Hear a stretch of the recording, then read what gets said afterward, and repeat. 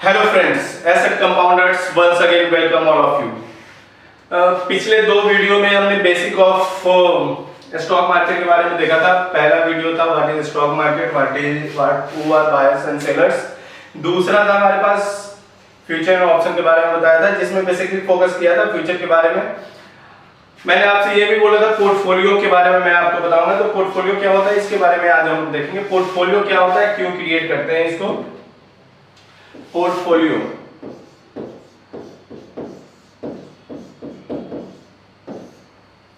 जब भी हम लोग इन्वेस्टमेंट करने जाते हैं तो सबसे पहला काम जो हमारा होगा वो होगा एक पोर्टफोलियो बनाना, पोर्टफोलियो क्रिएट करना। पोर्टफोलियो क्यों क्रिएट करते हैं, पोर्टफोलियो होता क्या है, ये सब के बारे में आज हम जानेंगे। पोर्टफोलियो क्या होता है, पोर्टफोलियो होता है एक बंच, एक बास्केट समझ लो, जिसमें डिफरेंट टाइप्स ऑफ आइटम रखे होते हैं। ओके, जैसे मान लो कि एक टॉफी का डब्बा है जिसमें अलग अलग टाइप्स के चॉकलेट टॉफीज वो सारे रखे हुए हैं, ठीक है। हर कंपनी के अलग अलग टॉफी रखे हुए हैं। उसी तरह एक पोर्टफोलियो क्या हो गया, बास्केट टाइप का समझ ले, बास्केट हो गया जिसमें एक घर हो गया। ओके, घर में अलग अलग किस्म के आइटम और सामान रखे हुए हैं, ठीक है। जैसे भी डिफाइन करना है आप कर लो, ठीक है। तो पोर्टफोलियो स्टॉक्स मार्केट का पोर्टफोलियो बोले या हम अपना, मैंने ये बोला कि मैंने एक पोर्टफोलियो क्रिएट किया है इन्वेस्टमेंट के लिए, तो इसका मतलब क्या हुआ, मैंने डिफरेंट टाइप्स के स्टॉक सेलेक्ट किए हैं इन्वेस्टमेंट करने के लिए स्टॉक मार्केट में। ओके, तो पोर्टफोलियो बनाने का फायदा क्या है, हमने ये समझा कि पोर्टफोलियो क्या होता है। पोर्टफोलियो होता है नंबर ऑफ स्टॉक्स हम लोग बाई करके रखते हैं पोर्टफोलियो अपने रिस्क को डाइवर्सिफाइड करने के लिए। ओके, मान लीजिए कि हमारा बहुत ज्यादा कॉन्फिडेंस है एचडीएफसी बैंक में, मैंने एचडीएफसी बैंक बाय कर लिया, लेकिन किसी भी कारण से वो अगले 10 साल नहीं बढ़ा तो हमारा पोर्टफोलियो मतलब हमारा ओवरऑल रिटर्न जो है वो रुक जाएगा और हम लोग क्या बोलेंगे, इक्विटी मार्केट से 1 रुपए का हमें गेन नहीं हुआ, ठीक है। लेकिन अगर हम हमारे पास लाख रुपया है तो पहले हमने क्या किया था, लाख रुपए का एचडीएफसी बैंक बाय कर लिया और एचडीएफसी बैंक अगले 10 साल तक नहीं बढ़ा तो हमने क्या बोला कि हमारा पोर्टफोलियो रिटर्न, हमारा स्टॉक मार्केट से रिटर्न 0 है, कुछ भी रिटर्न नहीं मिला बल्कि निगेटिव है, 1% या 1% प्लस में। इसी टाइप का हम दूसरे को बोलने लगते हैं। इसी तरह का मेरे मन में ख्याल आने लगता है कि भाई ये स्टॉक मार्केट सही नहीं है, लेकिन ऐसा नहीं है। अगर आप स्टडी करके अच्छे से एनालाइज करके गो थ्रू करके आप इन्वेस्ट करोगे, पोर्टफोलियो बना के इन्वेस्ट करोगे फॉर अ लॉन्ग टाइम, तो डेफिनेटली आपको फायदा मिलेगा इससे, ठीक है। तो इसीलिए हम लोग क्या करते हैं, पोर्टफोलियो बनाते हैं। अगर हमारे पास 1 लाख रुपए है तो हम अच्छे डिफरेंट टाइप्स के कंपनी, डिफरेंट में भी सेक्टर के कंपनी, डिफरेंट ग्रोइंग कंपनी जिसका फ्यूचर प्रोस्पेक्ट बहुत अच्छा है, जो ग्रो करने वाला है, जिसका फ्यूचर बहुत अच्छा है, management, corporate office, debt free, ये सारे क्राइटेरिया हमारे फुलफिल कर रहा है, उसको लेकर के हम लोग जब बनाएंगे तो डिफरेंट 10 टाइप्स के अलग अलग पोर्टफोलियो स्टॉक्स हम लोग सिलेक्ट करेंगे और 10-10 हजार, मैंने क्या बोला 1 लाख रुपए है तो 10-10 हजार के 10 स्टॉक हमने बाय कर लिया। अब मेरा क्या है, रिस्क डाइवर्सिफाइड हो गया, रिस्क क्या हो गया, कम हो गया। तो पोर्टफोलियो से हम लोग अपना क्या करते हैं, मेनली रिस्क मैनेज करते हैं। ओके, रिस्क मैनेज करते हैं, रिस्क हमारा बहुत ही कम हो जाता है। अब ये लोग एक क्लासरूम में 10 स्टूडेंट है, ठीक है, और 10 को मैंने पूरी मेहनत से पढ़ाया, अच्छे से पढ़ाया।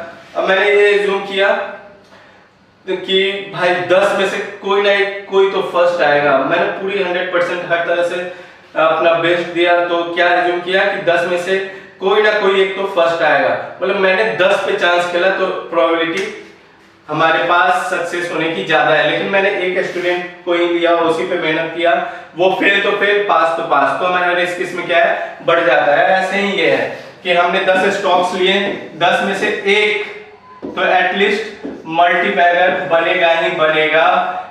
अगर मैं 90% गलत भी हुआ, अगर एक 10% भी सही हुआ तो एक स्टॉक में मल्टीबैगर बनेगा, एटलीस्ट 50x देगा और मेरा जो 1 लाख का वैल्यू है जंप टू अराउंड 49 lakhs, अगर 9 के 9 मेरे पास 0 हो गया तो। ओके, तो ये होता है पोर्टफोलियो। पोर्टफोलियो में बेसिकली क्या करेंगे हम लोग, पोर्टफोलियो में हम डिफरेंट डिफरेंट सेक्टर के डिफरेंट टाइप्स के स्टॉक्स सेलेक्ट करेंगे, स्टॉक्स को बाय करेंगे।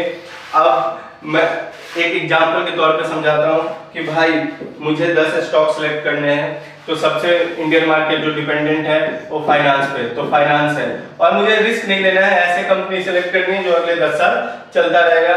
तो मान लो कि मैंने मुझे कुछ नहीं पता, हमारे सबसे अच्छा बैंक कौन है, 10 आदमी से सुना HDFC बैंक, चलो भाई HDFC बैंक एक नंबर स्टॉक HDFC बैंक मैंने बाई कर लिया।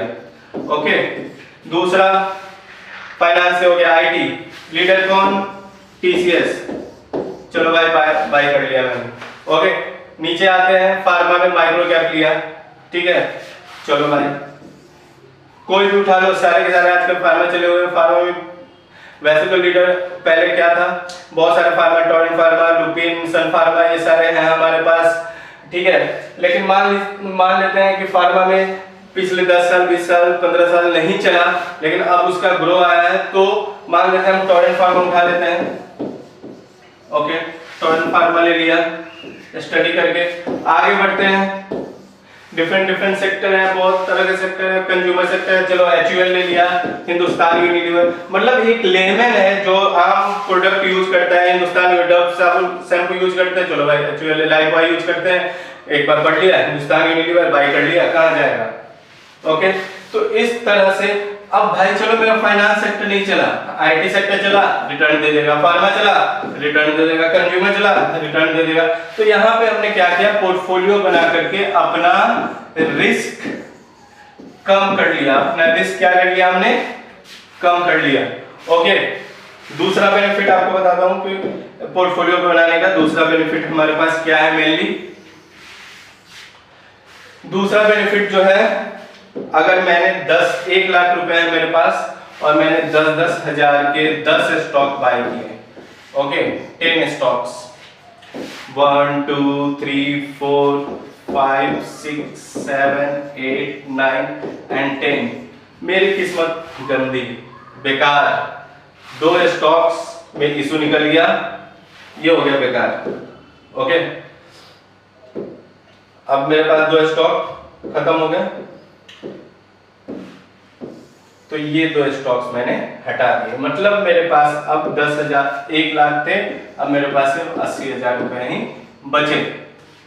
तीसरे पे आते हैं, तीसरा चौथा जो स्टॉक है, जस्ट के 10 रहा, बढ़ा ही नहीं भैया, चलो मेरे पास 80 के 80,000 है, रिटर्न 1 भी रुपया अगले 10 साल में नहीं मिला, ठीक है, ये भी बेकार। अब आगे बढ़ते हैं, पांचवा या छठा। ओके, ये पांचवा या छठा जो है भैया 20 साल में ना नहीं बढ़ा, 50% क्यों हुआ दोनों, तो मेरा ये जो है 20,000 का 10,000 गेन हो गया, मतलब अब ये बढ़ के मेरा 90,000 रुपए हो गया। अब ये भी ठीक है। अब 7 8 डबल हो गया, 2 स्टॉक्स मेरे पास अब यहाँ पे डबल हो गए, ये हो गया डबल, मतलब 20,000 के 40,000। अब मेरे पास क्या हो गया, 1,30,000 रुपए। ओके, अब आता है मेरे किस्मत थोड़ी सी जागी, ठीक हुआ। अब ये जो 2 है मेरे पास स्टॉक्स 9 एंड 10 नंबर, ये हो गया कम से कम गंदी किस्मत के साथ ही तो 10x 10 गुना हो गया, मतलब ये जो 2 स्टॉक्स हैं वो 10,000 के मैंने बाय किया था, 20,000 का 10 गुना हो गया, 2 लाख रुपए हो गए। तो यहाँ पे 1,30,000 प्लस 2 लाख रुपए, मतलब हमारे पास लगभग 3,30,000 रुपए 1 लाख से बन गया है। तो ये होता है पोर्टफोलियो मैनेजमेंट। अगर मैंने एक स्टॉक पे सारा का सारा बेट लिया होता तो आज मैं लॉस में बैठा होता, ज्यादा चांस है।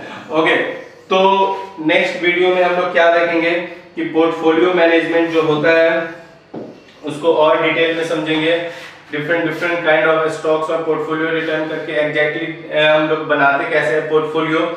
ओके, एंड अगले नेक्स्ट वीडियो में हम लोग ये भी देखने वाले हैं कि हमारा जो फ्यूचर के बाद जो टॉपिक रह गया था ऑप्शन के बारे में डिटेल जानेंगे। ऑप्शन क्या होता है, उस पर स्ट्रेटजी कैसे बनाई जा सकती है, कैसे पॉसिबल है, सारा बेसिक इंफॉर्मेशन लेंगे हम। वीडियो को लाइक करें, सब्सक्राइब करें, शेयर करें और हमारे साथ बने रहें, देखते रहें asset compounders. Thank you so much.